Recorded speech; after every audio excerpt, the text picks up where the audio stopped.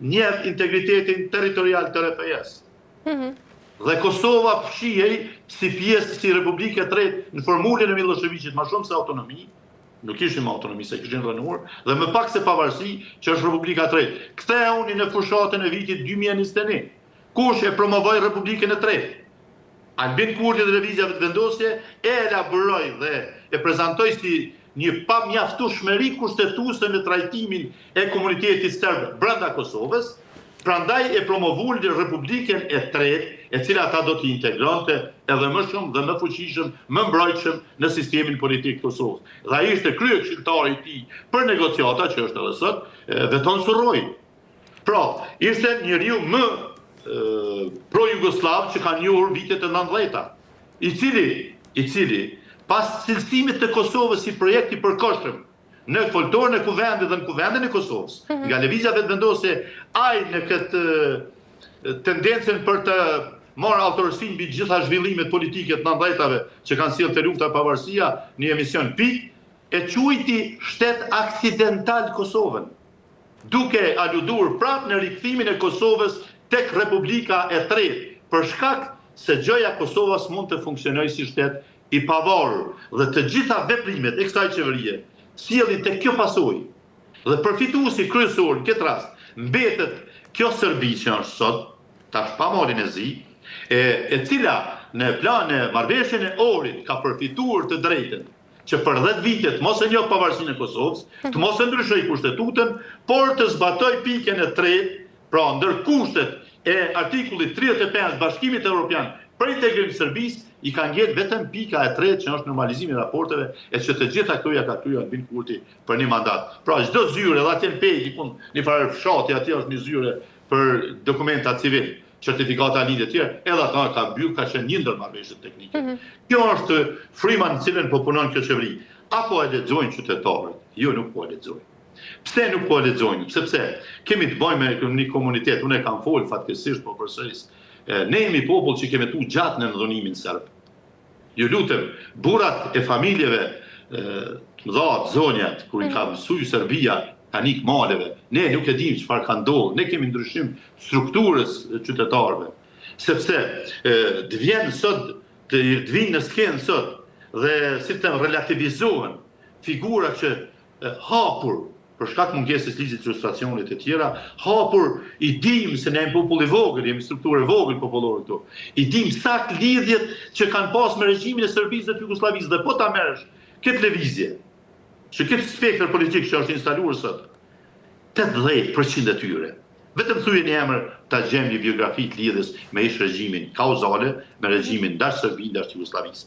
Prandaj është shqetësuese, sepse ky lloj komuniteti tash që është kriju i fuqishëm edhe elektoral, është më shumë ka dëshirë me mashtru propaganda ta zonë me Kurtit e tjerëve, se sa më jau treguar dikush tjetër të vërtetën, dhe ata dikush tjetër le të jenë edhe një Hysén Berish, që është një oficer, një jurist, një komandant lufte, një oficer që ka ndërtuar forcat armatosura, një deputet parlamenti që nuk i kam deklaruar botërisht kur të bërë një bordin e hetimeve të kaluarës, po hy unë i pari nga Hazreti Ademi dhe Adami, e deri tek djali e Piroti, unë po hy rresht i pari për mu filtru.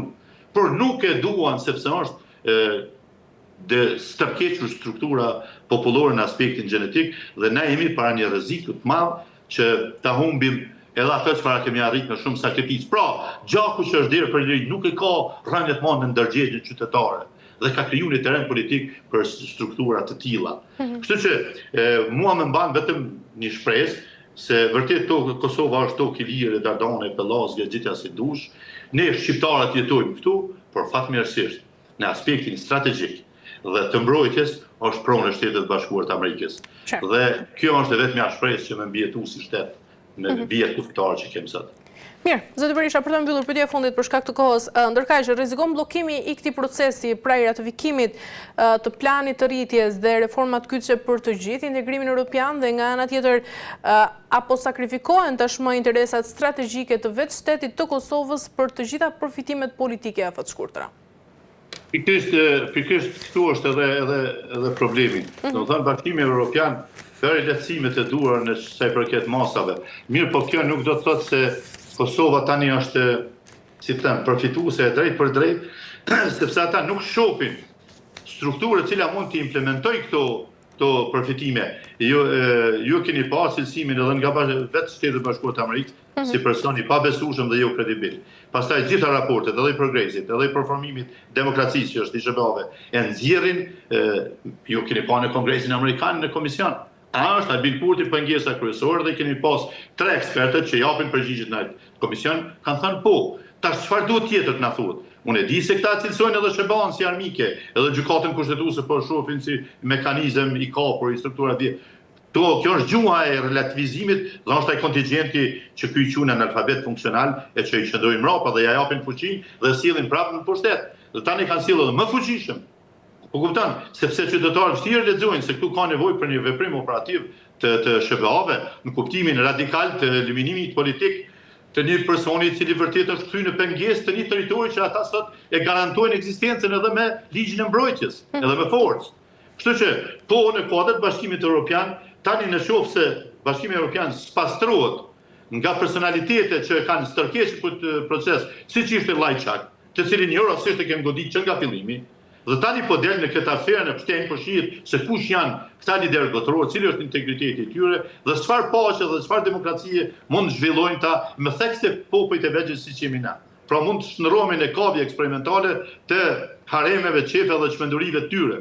Dhe vendimarrjet e tyre janë të stisura nga këto situata, se në psikologjia nuk mund të ndahet nga vendimarrja dhe nga politika. Kështu që unë shpresoj, por nuk ka shans që Bashkimi Evropian të jetë kthyer nga këto doktrina të gabuar deri më tashme, nga këto procese politike që janë ndjek deri tani. Ju e pat edhe në lajmet e fundit që u dhanë kërkesën për me pas ndërmjetës rusë dhe në bisedimet për vendosje të paqes në Ukrainë.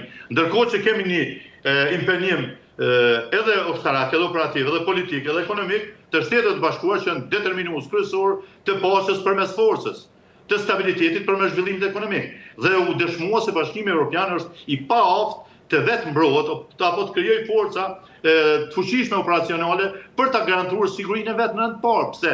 Sepse është ekonomikisht e varur dhe në impaktin e Rusisë. Gasi rus e determinon edhe stabilitetin politik në Evropë. Franca dhe Gjermania janë aktorë kryesor të një infiltrimi apo të një penetrimi rus në regionin e Evropës, po edhe në Ballkan. Zdaten edhe ardha e Kurtit në pushtet ishte komplet projekt francez-gjerman, sepse duhej një person, një leadership i fuqishëm në Ballkan dhe për çudi, pavarësimi energjetik i Ballkanit lidhet me Kosovën, me pavarësimin e Kosovës. Duket se tërë infrastruktura e gasit që vjen nga thëngjilli, nga energjia fosile, nis prej Kosovës. Prandaj edhe Kosova është përzgjedhur. Dhe çfarë bën francez dhe gjerman? Kur Amerika kishte projektin termocentrali 3 me kontrol globalin, e gasit përmes Greqisë me të langshëm, e sollën Albin Kurtin si personi që refuzoi çdo nismë amerikane në raport me Ballkanin dhe Kosovën veçanti, që duhej shpëtuar nga influencimi i ekonomik rus i gasit. Dhe çfarë ndodhi? Refuzoi gjitha dhe sot ku jemi. Imagjinoni sot ndalen komplet blloqet e termocentralit Kosovës.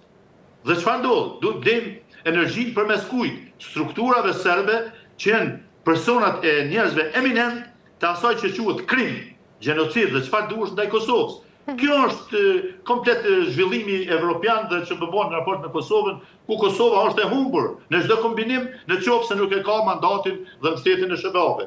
Dhe kemi një lider që e refuzon këtë mbështetje dhe na tregon një pralla për Bashkimin Evropian.